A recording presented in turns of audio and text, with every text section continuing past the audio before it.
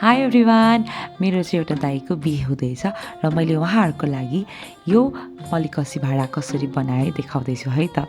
हामी नेवार समुदायमा चाहिँ पाजुपट्टिले आफ्नो भान्जा भान्जीको बिहेमा मलिकसी भाँडामा लड्डु दिने चलन छ र फर्स्टमा चाहिँ मैले यस्तो खालको माटोको भाँडा लिएर आएको छु र म यसलाई चाहिँ रेड कलरको बनाउँछु सोचेको छु र रेड कलर मिक्स गरेर यसको वरिपरि मजाले red colour लगाउँदैछु।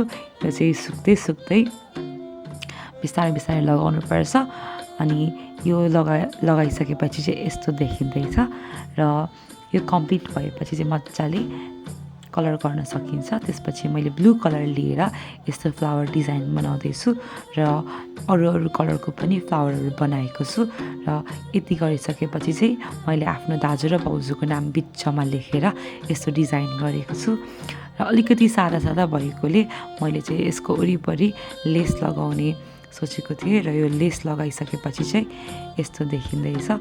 Thank you for watching everyone.